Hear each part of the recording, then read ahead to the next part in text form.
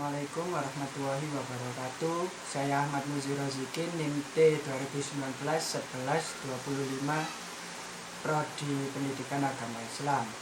Di sini saya akan menjelaskan tentang konsep fikih dalam Islam. Kata fikih itu diambil dari bahasa Arab, yaitu kata fikhun yang secara bahasa terambil dari kata fakhia yang secara bahasa dari kata fakhia yafqahu fikhan, yang berarti pemahaman yang mendalam. Pada hakikatnya fikih dapat dipahami dari 4 sudut pandang. Yang pertama, fikih merupakan ilmu tentang syara'. Yang kedua, fikih mengkaji hal-hal yang bersifat amaliyah fu'uyah atau praktis dan bersifat bercabang. Yang ketiga, pengetahuan tentang hukum syara' yang didasarkan pada dalil tafsili, yaitu Al-Quran dan Sunnah. Yang keempat, fikih digali dan ditentukan melalui penalaran dan istidlal. Ruang lingkup fikih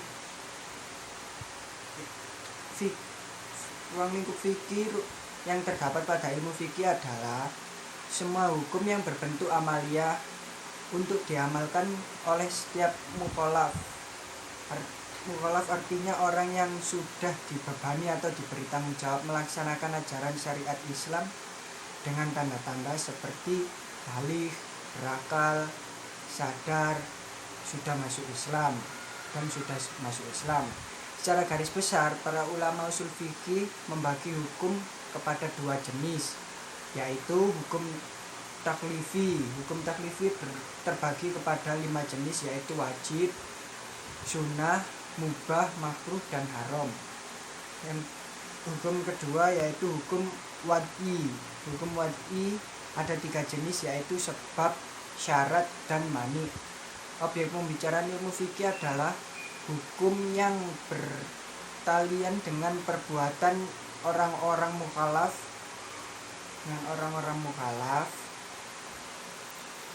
yakni orang-orang mukallaf. Objek pembicaraan ilmu fikih adalah hukum yang bertalian dengan perbuatan orang-orang mukallaf, yakni orang yang telah akil balik dan mempunyai hak dan kewajiban. Selanjutnya tentang sholat. Pengertian sholat. Sholat menurut bahasa dapat digunakan untuk beberapa arti, diantaranya doa dan rahmat. Selanjutnya, menurut istilah, ibadah adalah sesuatu yang terdiri dari perkataan dan perbuatan tertentu yang dimulai dengan takbir bagi Allah Subhanahu wa Ta'ala dan diakhiri dengan memberi salam. Sholat merupakan ibadah yang sangat penting dibandingkan dengan ibadah-ibadah yang lain. Sebelum menunaikan sholat, terlebih dahulu seorang harus memenuhi syarat-syarat sah di bawah ini, yaitu suci dari hadas besar dan kecil. Yang kedua, suci badan, pakaian, dan tempat dari najis. Yang ketiga, menutup aurat. Yang keempat, mengetahui masuknya waktu sholat. Yang kelima, itu menghadap kiblat. Adapun rukun sholat itu meliputi beberapa hal, yaitu niat, berdiri dengan sikap sempurna bagi yang mampu. 3. Takbiratul ihram. 4. Membaca surah Al-Fatihah. 5. Rukuk dengan tumak ninah. 6. Iktidal. 7. Sujud serta tumak ninah. 8. Duduk di antara 2 sujud dengan tumak ninah. 9. Sujud yang kedua kali serta tumak ninah. Sampai di sini dihitung 1 rakaat. Lalu dalam keadaan yang sama pada rakaat pertama, pada rakaat kedua, akhir berikutnya. 10. Duduk sambil membaca tasyahud awal pada salat subuh itu. Pada tasyahud akhir dibaca pada rakaat ketiga ketika sholat maghrib, dan pada rakaat keempat pada sholat yang memiliki 4 rakaat seperti zuhur, asyar, dan isya. Yang ke-11 yaitu membaca sholawat kepada Nabi Muhammad SAW. Yang ke-12 memberi salam ke kanan dan ke kiri. Sholat fardu dan waktu melaksanakannya.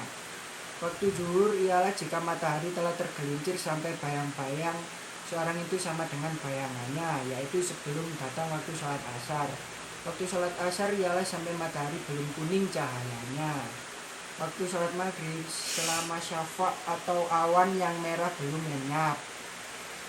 Waktu sholat isya sampai tengah malam kedua, sedangkan sholat subuh mulai terbit fajar sampai terbit matahari. Hal-hal yang membatalkan sholat: berbicara dengan sengaja, makan dan minum dengan sengaja, bergerak terlalu banyak. Yang keempat, sengaja meninggalkan rukun atau syarat sholat tanpa uzur. Yang kelima, tertawa. Untuk bab sholat jamaah adalah sholat yang dilakukan minimal 2 orang atau lebih, dengan salah seorang sebagai imam, dengannya mengikuti menjadi makmum. Kalau berjamaah hukumnya tidak wajib, baik fardu ain maupun fardu kifayah, tetapi hanya disunahkan dengan sunnah al-mu'akkad, yaitu yang sangat dianjurkan Rasulullah SAW, dan beliau tidak pernah meninggalkannya. Sekarang tentang bab puasa, pengertian dan dasar hukumnya. Menurut logat siam berarti menahan atau imsak 146, artinya menahan diri dari segala sesuatu yang membatalkan puasa, yang dimulai dari terbit fajar sampai terbenam matahari dengan disertai niat. Kemudian ulama telah ijma bahwa puasa Ramadan itu hukumnya wajib, yang merupakan salah satu rukun Islam, dan bagi orang yang mengingkarinya berarti kafir dan murtad dari Islam. Selanjutnya rukun puasa. 1. Menahan diri dari segala yang membatalkan puasa sejak terbit fajar sampai terbenamnya matahari. Yang kedua, niat. Orang-orang yang diwajibkan melaksanakan puasa Ramadan itu semua orang muslim yang berakal, balik, sehat, dan menetap, sedangkan wanita hendaklah suci dari haid dan nifas. Tidak wajib berpuasa bagi orang kafir, orang gila, anak-anak, orang sakit, musafir, perempuan haid dan nifas, orang yang mendapatkan uzur, perempuan hamil atau yang sedang menyusui anaknya. Di antara yang tersebut di atas ada yang tidak wajib puasa sama sekali, seperti orang kafir dan orang gila. Orang wajib berbuka dan mengkodoknya karena alasan darurat. Dan apabila yang diberi keringanan berbuka tetapi diwajibkan membayar fidyah. Fidyah itu seperti membayar denda.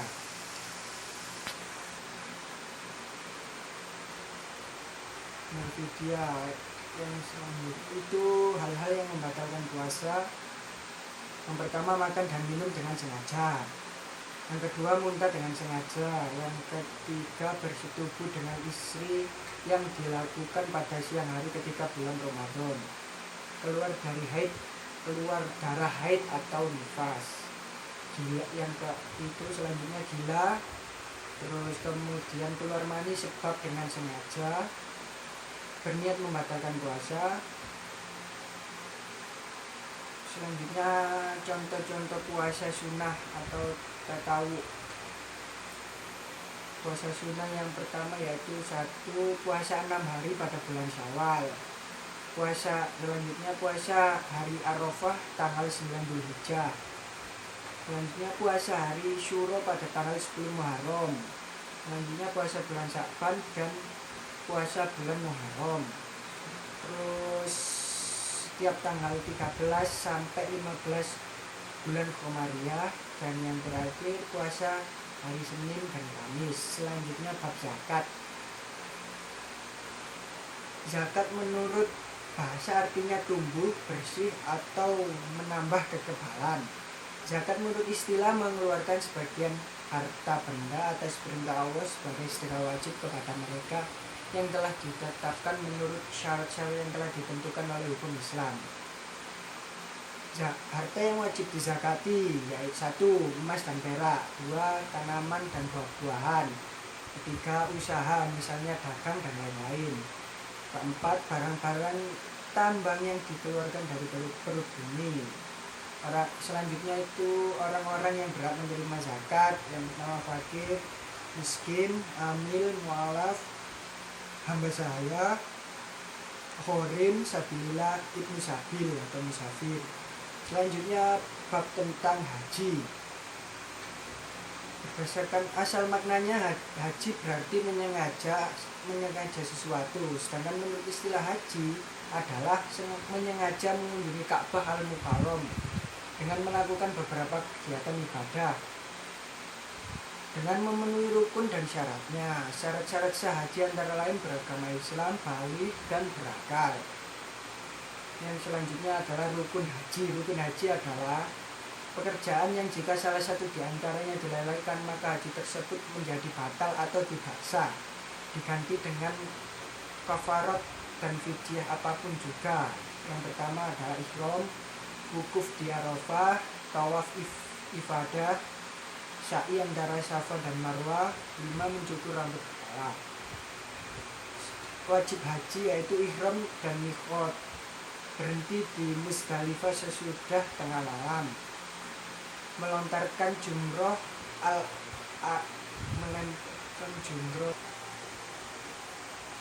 yang ketiga, melontarkan jumroh al-aqobah pada hari raya haji.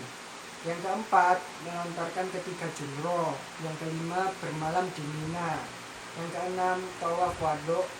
Yang ketujuh, menjauhkan diri dari segala larangan atau yang diharamkan. Jenis-jenis yang terakhir yaitu jenis-jenis haji, yaitu haji ifrad, haji tamattu, dan haji qiron.